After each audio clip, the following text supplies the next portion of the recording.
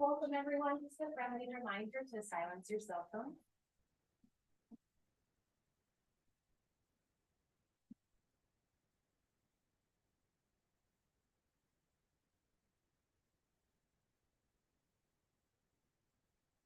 Good afternoon. And I am so sad and sorry to see all of you this afternoon like this. And yet I am very grateful for the opportunity to be here with you. Robin was a really special person. And we have the very sad and beautiful honor and opportunity to take this time to remember her, to say goodbye to her, to be with her family, to be with Hannah as we move from the period of time when we reel from her death, which was too soon. We should have had her for longer. And we move from that space into a space of thinking not just about her death, but of her whole life, and telling the story of someone who truly had a place in this world and made it better. We have essentially three parts of a Jewish funeral that we participate in. The first thing that we do is prepare ourselves for this very hard work of saying goodbye. We do that with parts of our tradition, psalms and songs and poems. The second thing that we do is to tell the story of her life. And it feels so obvious, and yet we cannot even really think about it or imagine it or understand it until we know how it ends. We've just found out the end of the story. And so now we get to look back on Robin's life as a whole. And the last thing that we do is in sort of accordance with Jewish tradition to say goodbye and to offer the prayers and the rituals that help us to transition from her life to a world in which she takes up a very different kind of space, one in our hearts and in our memories rather than in our daily interactions. And so we begin with a poem just to help us settle ourselves and understand, I think, the intention of this moment. And this is called When I Die. When I die, give what's left of me away to children and loved ones and old men. And if you need to cry, cry for your neighbor that is walking the street beside you. And when you need me, put your arms around anyone and give them what you need to give me. I want to leave you something, but something that is better than words or sounds. So look for me in the people that I have known or loved. And if you cannot give me away, at least let me live in your eyes and not in your mind. You can love me best by letting hands touch hands and by letting go of children that need to be free. Remember, love doesn't die. People do. So when all that's left of me is love, give me away. And with that, we begin to think about what it means to be here today and what it means to have this opportunity to think about Robin's life, to say goodbye, to miss her, which we do very much. And as we think about the story of her life and what it is that she gave us in her time here, we think about that again, intentionally taking just a little step back and moving into a space where we see not just her death and honestly, not just her last few years of illness.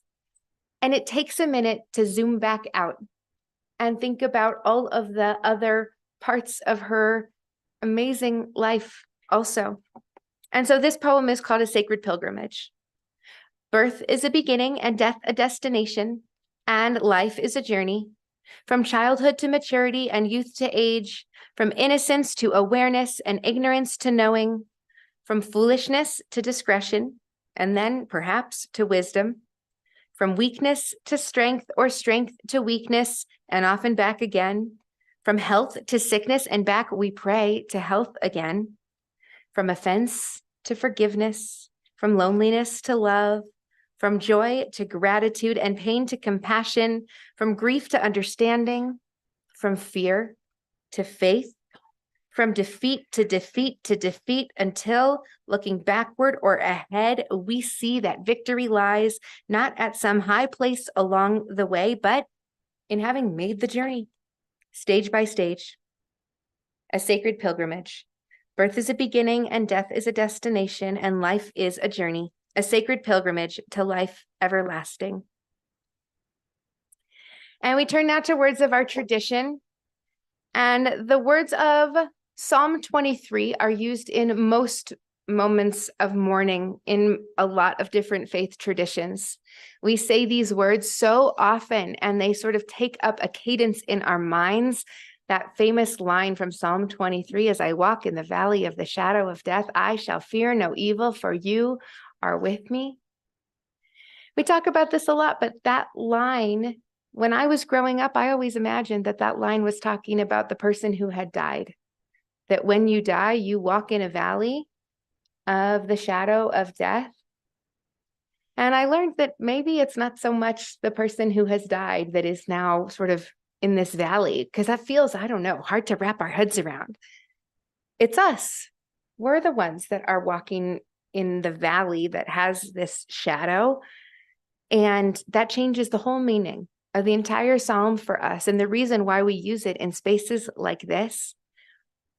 And one of the parts of that line that sticks out to me so much is the part that says, when I walk in the valley of the shadow of death.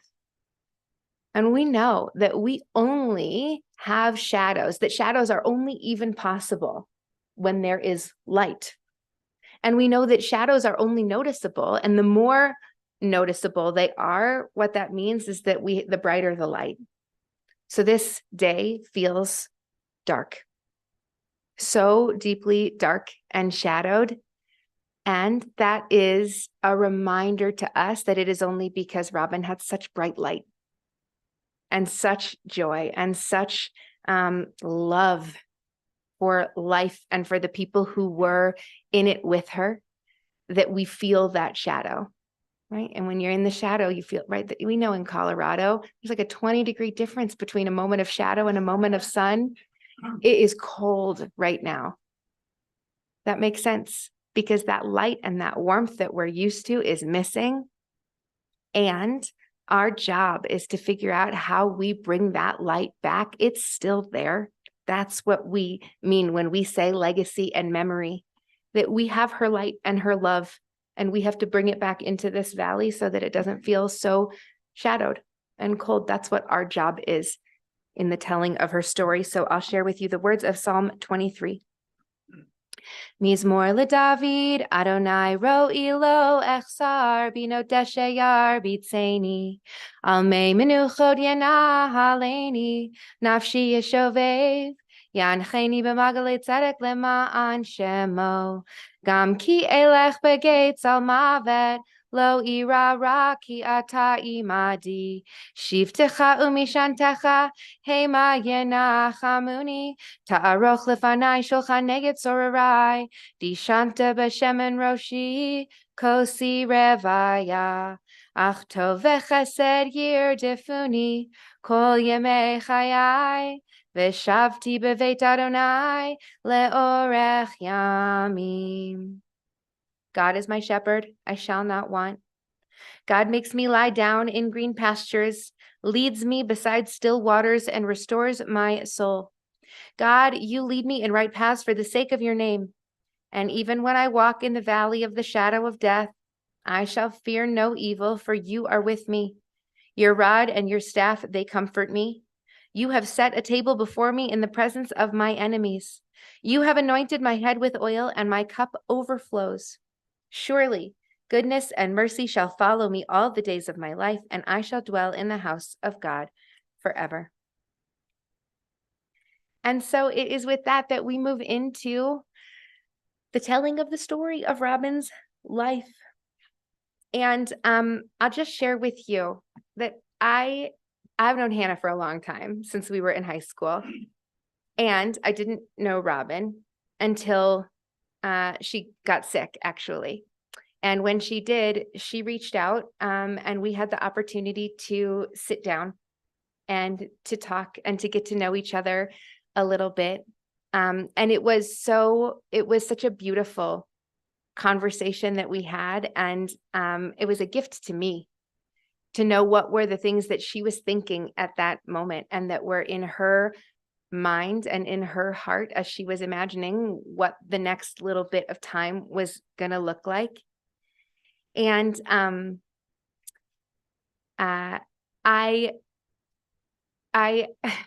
learned a lot about how she feels, mostly about her family, because I think that was pretty core and central to her.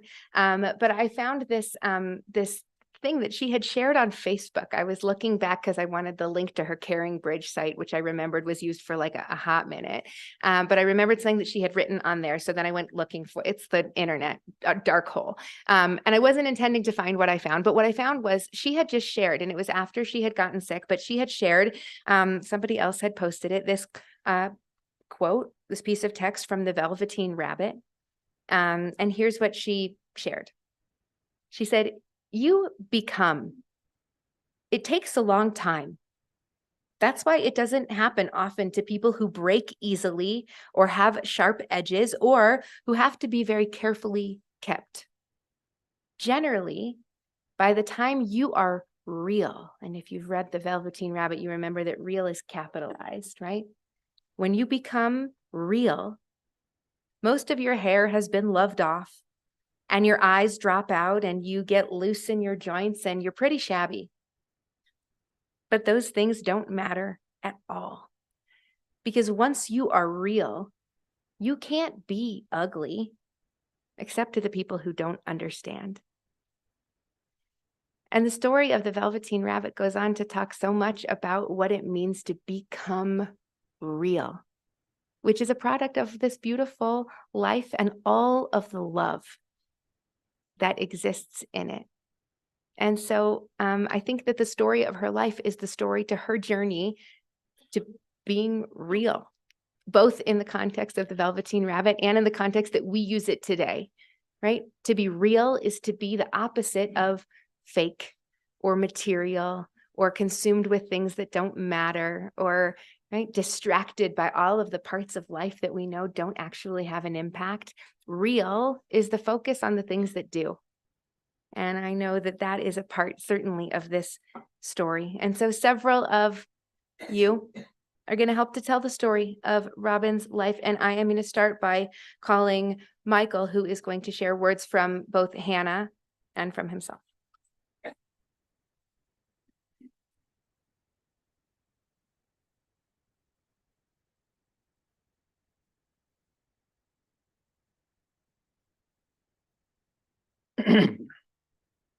I am first reading what Hannah wrote.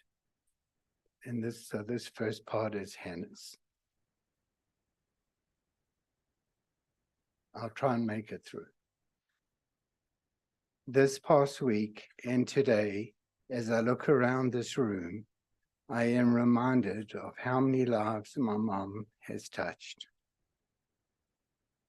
She has this incredible gift in making everyone feel like they were her best friend, and all of you were. I have loved hearing from everyone, hearing about how much my mom meant to you, what joy she brought to your lives, and what an impact she had. Your words and stories have been powerful and healing for me. My mom was the most thoughtful and kind soul. She listened without judgment, and she gave without expectation. She was an incredible friend, sister, Mimi, and mom.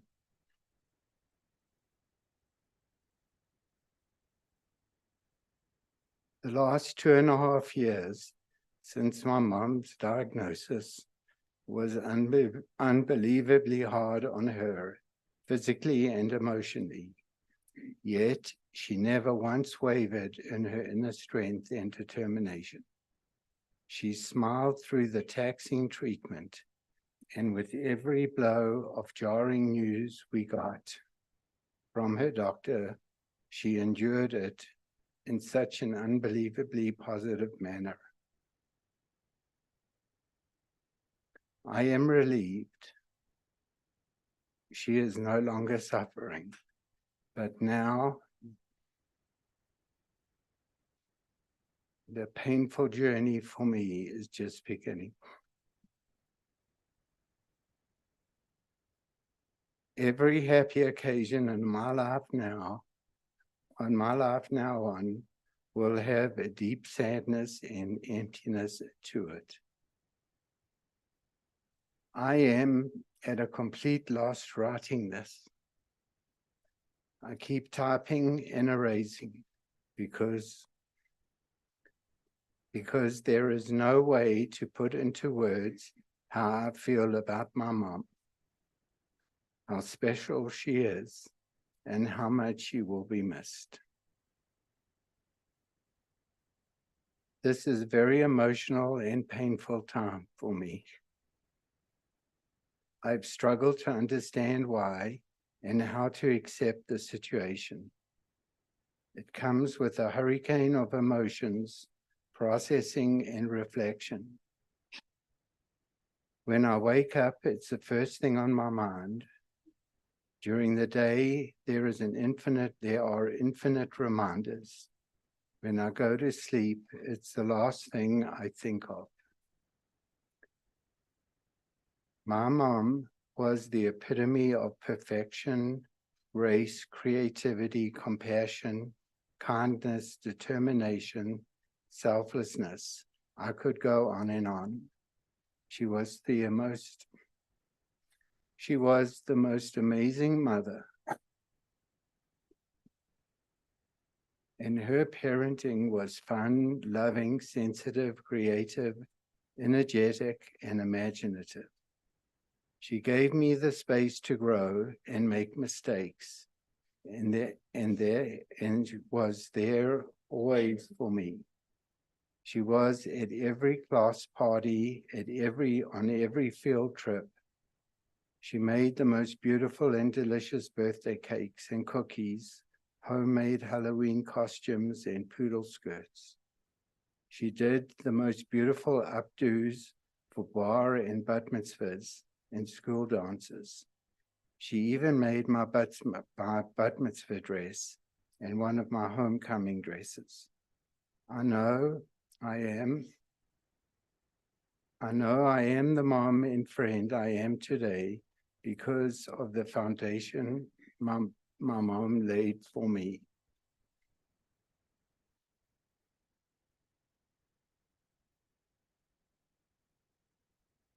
One of the hardest aspects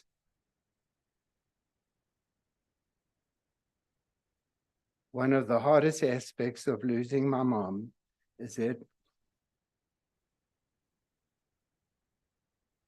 my kids didn't have enough time with her. I was fortunate to grow up with my grandma Frida here in Denver with me. She was a second mom to me, and I was so excited for my children to have that with my mom. I wanted my mom's presence, creativity, laughter, and outlook on life to help shape who they would become, and my heart breaks that this will be a void in their lives. I will keep my mom's beautiful spirit alive and will do my best to emulate the incredible mom she was to me, so she can live on in my children's lives.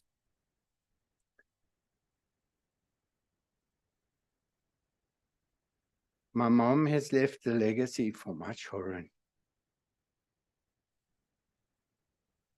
She has made Harrison, Leo, and Lily sweaters,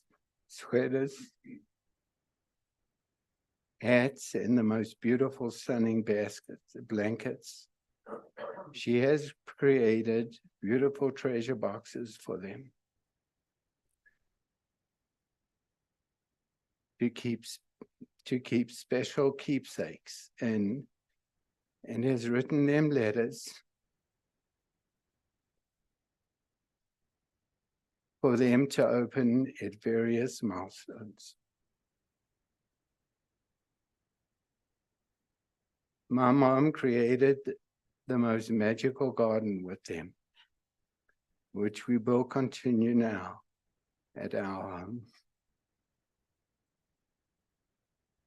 Even though my mom isn't here anymore,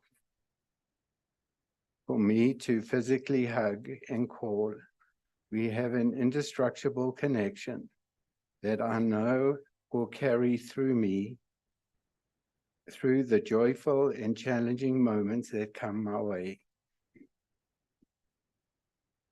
When we would get off the phone at night, my mom would always say, "Sweet dreams, honey, sleep with the angels." As I hugged my mom this past week, I would tell her the same back. It still feels surreal, like a bad dream. I still don't know why this was her journey, but I know her spirit is here with me and my children always.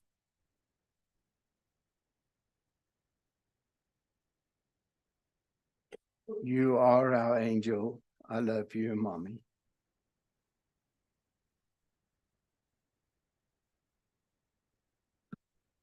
This is from me. I want to take a few minutes to express my personal words.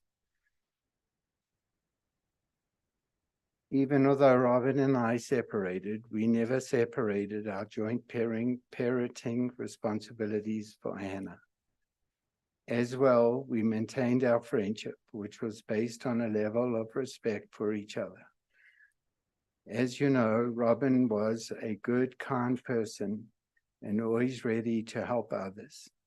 She will be sadly missed by so many and will always remain in our hearts, and her spirit will be held high. Robin was an amazing mother to Hannah and the most loving grandmother to Harrison, Leo, and Lily. She lived for Hannah and has passed on the technique of what it takes to be a mom. And Hannah, you are being a mom, just like mommy taught you. Hannah, you gave back to mom all that she had given you.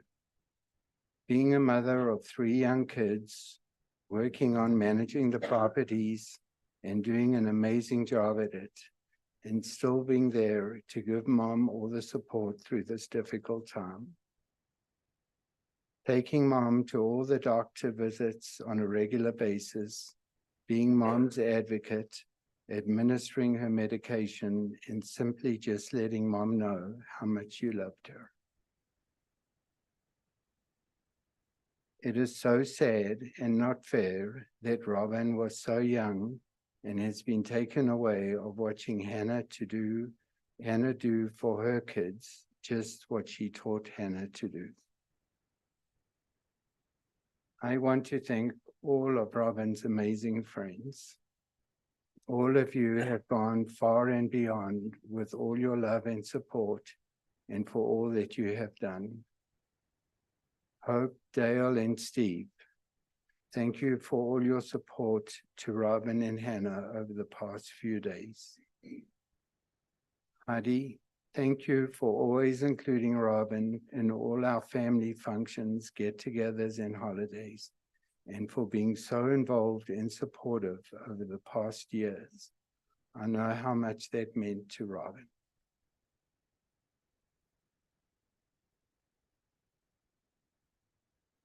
Robin fought a long, hard battle and remained optimistic and positive all the way. Robin would often say to me,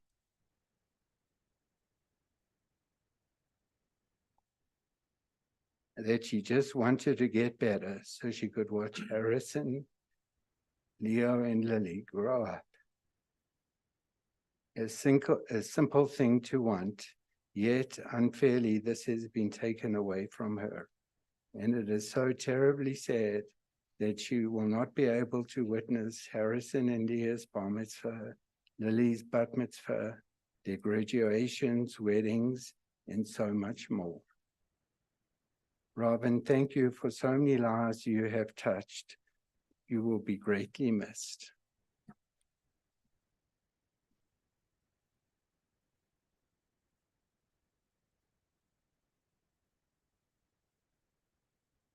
I'm going to call up Hope to say a few words.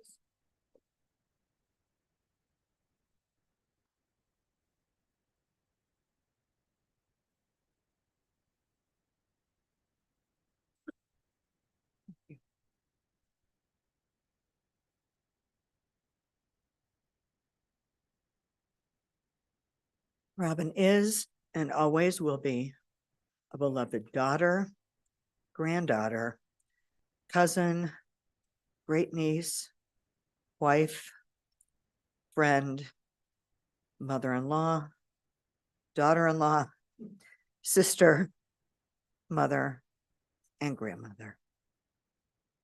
Robin will forever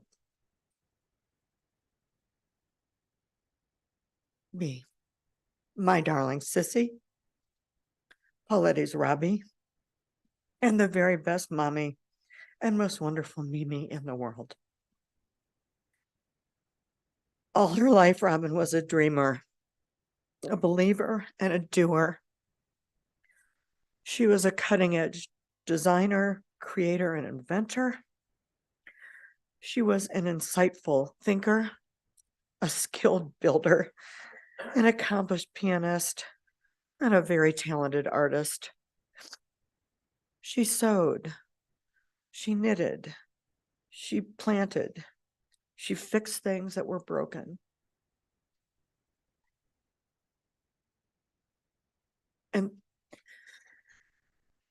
And took on challenges with a persistent and single-minded purpose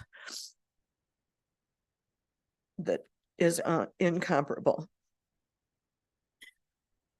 Robin never overlooked small joys. She laughed. She lived with intention. She was full of energy.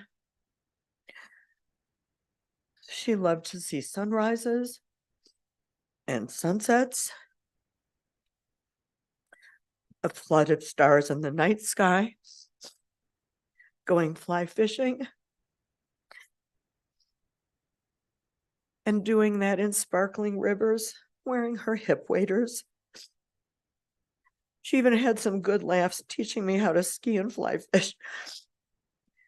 And very, very patiently gave me piano lessons.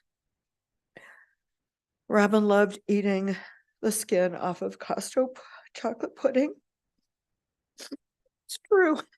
We would make it on long, shallow pans so we could just have the skin. She was always kind and generous.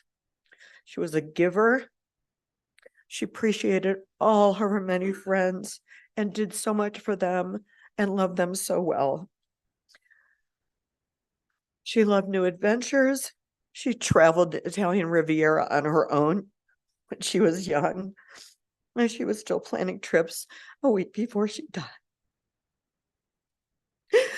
Robin lived life to the fullest. She laughed and she loved wholeheartedly. She was a strong, independent, vivacious, and wise woman. Robin liked cappuccinos, sweet cream nitro cold brews with a single pump of vanilla, a good tequila, and old-fashioned cocktails with extra cherries. Robin loved going for long walks, cuddling with her beloved Yorkies, dancing, and growing flowers, especially hydrangeas and dahlias. She was the kindest, most loving, most generous, and most caring woman I have ever known. There is so much more I love about Robin I could tell you, but what I love the most is what she loved the most in all the world was her precious daughter, Hannah, and her grandbabies, Harrison, Theo, and Lily. They were her life and her heart. Her happiest moments were those shared with them, and she loved and protected them ferociously. From showing the boys the delights of gardening, planting, growing, harvesting, and eating vegetables from the raised garden beds that she made by herself, to picking cherries and peaches every year with them from the trees in her front yard, and putting up delicious preserves and jams for everyone to share, to making pasta from scratch with Harrison and Leo and baking cookies so they could decorate them together. Mimi made every day special. Every day special. She played, sang songs, and read books to them. She changed their diapers, shared their birthdays, knitted the blankets, sweaters, and hats, and loved them beyond measure with all her heart. Robin was courageous and strong. She did what she loved with all her heart. She did everything she could to stay with you. And now she's at peace. And she will forever be the angel by our sides.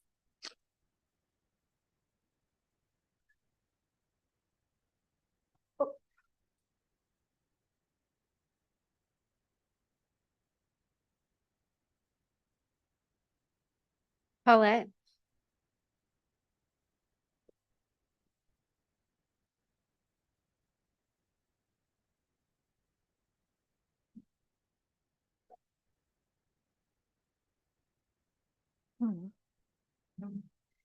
Hi, I'm a friend of Robin's, and I am Paulette. Robin and I attended high school together in Toledo, Ohio, until she moved to Chicago. And in 1975, is about 48 years ago, her brother Dale opened an original pancake house in Toledo, where Robin and I were reacquainted and became lifelong friends. You know, there are a few people in our lives that really impact us, and Robin did just that. I'd like to share a little story. Robin drove with me cross country in 1978 in my yellow VW Beetle, so I could join my sweetheart, Tom, in California.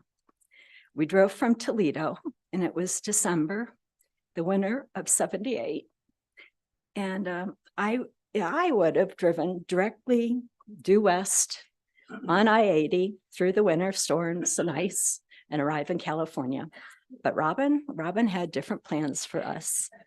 We would travel south to New Orleans for New Year's Eve, where we stayed with longtime Eisenberg family friends, ate beignets, played on Bourbon Street New Year's Eve.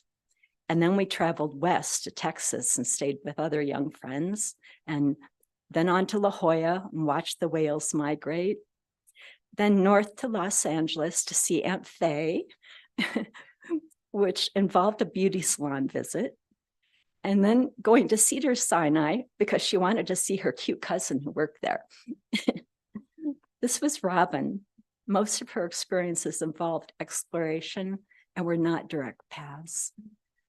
Let us live, let us experience, and let's have fun. Well, all of you know the richness that is Robin. She was open to experience. She had capacity to hold whatever was there. Robin could be with people in their pain and their celebration, in their time of need. She embodied generosity. Most of us here have been recipients of that generosity. I just hope that she realized how her spirit opened us to the source of the generosity, which was her love. Her heart was enormous. Robin taught me the sense of abundance in a finite world. She adopted a puppy, Cole, that would need great care over many, many years. And Robin did everything in her power to love, nurture, and attend to this dog's life. That is the generous soul that Robin shared and how much she valued living. And speaking of adopting, Robin was an early adopter. She was aware of the leading edge of design. I would come to her house and she excitedly would show me the latest gadget and gizmo that she had discovered. This was all part of her delight in life too. We would brainstorm ideas and designs like I have never done with anyone else. Going to her house and drinking coffee with her was like taking a week vacation. She could be complete joy. I think it was her curiosity that allowed for so much joy.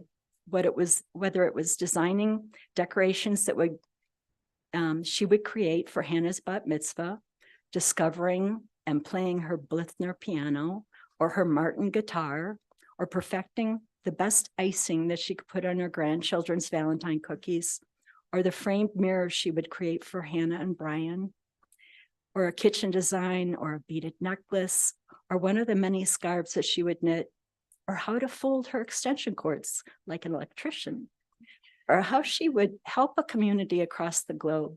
Robin's heart and curiosity drove her. She was open and vulnerable to whatever might be revealed. When it came to meaning of life, certainly Robin's sense of purpose in life has always and forever will have been Hannah. You've been the beacon of her life, Hannah.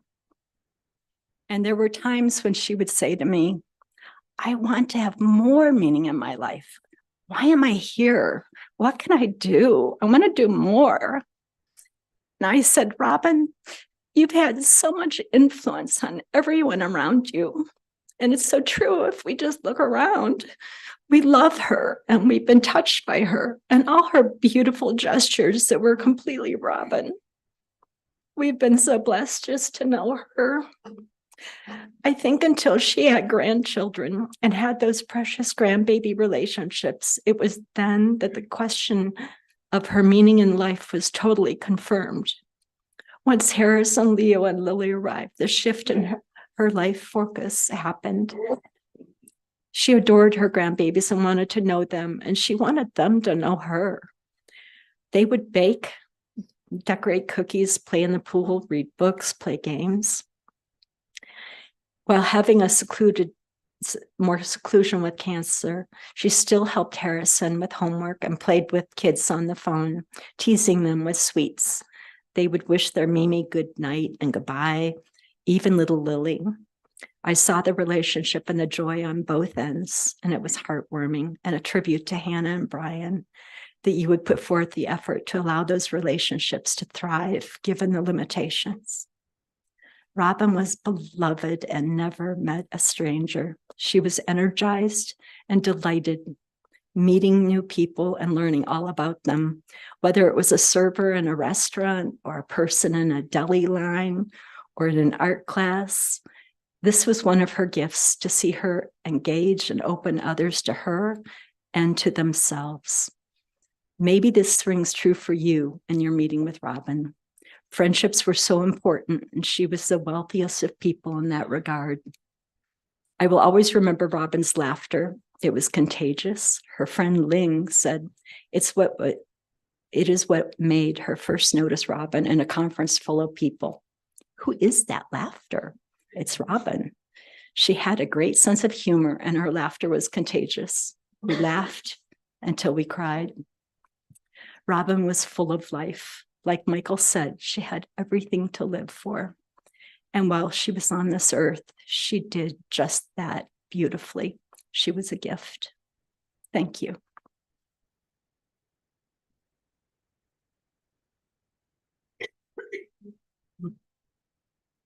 As we think about all of those very beautiful reflections and memories and the pieces of the puzzle of who Robin was that we take with us, and I just want to share with you one thing about the conversation that I had with her. And I don't usually, I don't usually tell stories like this, but one of the things, I don't think I've ever had a conversation quite like this. And Robin came and she sat in my office, and we talked about a lot of things. And she, just wanted to sort of talk about the whole picture of what it means to sort of get cancer, and how does that line up with how we understand the world, and how do we understand spirituality and all of the pieces of that. But the other thing, which I didn't know that she wanted to talk about, was that actually had nothing to do, I think, with me being a rabbi. And we got to the end of our conversation and she said, "Can I ask you a hard question?" And I said, "Sure." And she knew that I had lost my mom to cancer at the same age that your youngest is, right? When that I was a mom, I was a few years ago, and I had a kid that was the same age as your youngest. And she said, "How do I know that Hannah's going to be okay?" And I said to her, "I can't promise you, but I've known Hannah since she was, I don't know, like 14, and like she's going to be okay." I said, "I promise that we get through moments like this." And then I said to her, one of the things that happens in a moment like this is that you're like, you look great. You walking into my office and you're up and you're moving and you're thinking and you're feeling, and whether or not this will lead to an end or not, it's not today. And I said, let's just think together about all the things that you feel like you need to tell Hannah that you haven't said to her yet, or all of the things that you need to teach her that you haven't taught her yet, because you have a minute. Maybe you have a lot of minutes. I don't know how many there are, but what do you need to make sure she knows? And she said, "Oh, Well, nothing. She said, I think I've said everything I need to say. And she said, and I have watched that girl, my daughter, become a mom, and she knows all the things I need her to know. And then when you said in your words that you have an indestructible connection and that she exists through you, and I think that that was her greatest, truly her greatest wish, is that all of the pieces of the puzzle of who she was live in you and in many of you, and that you live now out all of the magic and the qualities of who she was. And she knew that you had what you needed, that you would be okay, that you have people who love you and that will love your kids on her behalf. So that's everybody's job. All the grandmas in the room just got 3 more. And I can tell you, I told her from experience that actually it's one of the most beautiful gifts that we get in a community like this one, is that when one grandma is lost, all of a sudden there's more grandmas than you knew what to do with.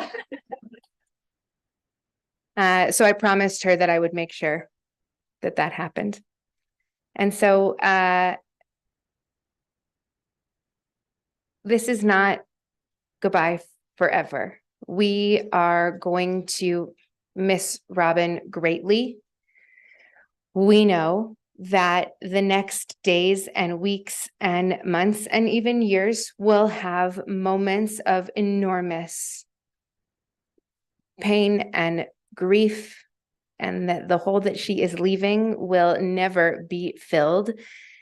And we take great comfort in the life that she lived and in the realness and the fullness with which she lived it, because she most certainly did. And now we have the opportunity to live in her example and in her lessons. And so with that, I invite you to rise as you are able for our memorial prayer.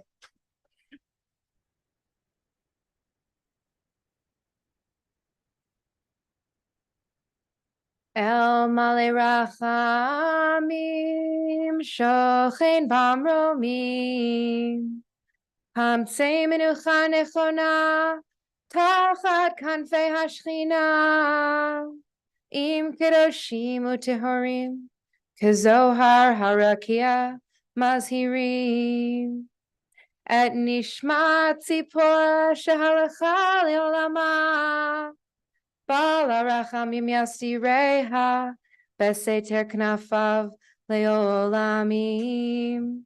V'yitzror b'tzror chaim et nishmata. Adonai hu nachalata, v'tanuach b'shalom al mishkava.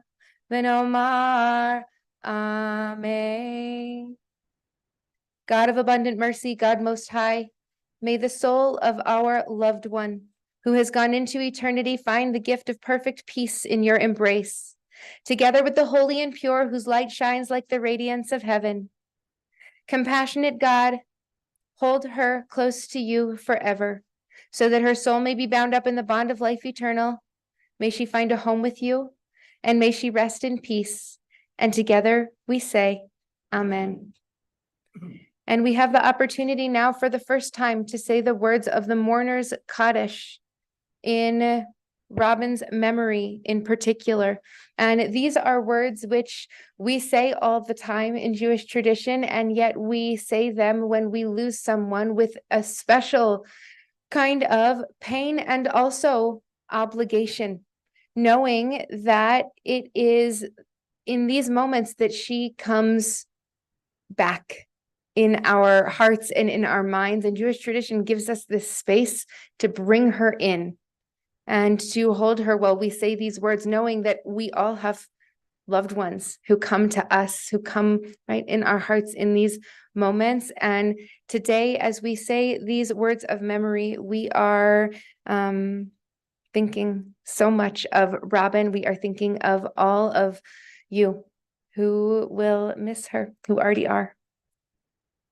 Yitgadal v'yitgadash shemei rabbah, be'alma divra chirute v'yamlich malchute, b'chayechon u'v'yomechon u'v'chaye dechol beit Yisrael, ba'agala u'v'zman kariv v'imru amen. Yehi shmei rabbah mevorach le'olam u'le'amei almaya. Yitbarach v'yishtabach v'yitpa'ar v'yitromam v'yitnaseh. V'yithadar v'yit'aleh v'yithalal shmei dekudesha brichu le'ela min kol birchata v'shirata tushvichata v'nechemata ta'amiran be'alma v'imru amen. Yehi shlama rabba min shemaya v'chaim aleinu ve'al kol Yisrael v'imru amen. Oseh shalom b'mromav hu ya'aseh shalom aleinu ve'al kol Yisrael v'imru amen. May the one who makes peace on high make peace for us and for all of humanity. And we say together, amen. In just a moment, we conclude our service. Before we do that, a couple of quick things to know. Shiva will be directly after this service at Hannah's house until 6 p.m. She lives at 2275 Cherry Hills Farm Drive. I think it's on your pamphlet. Minyan, so an opportunity again to gather and pray, will be at 4:30. Please don't park in the driveway.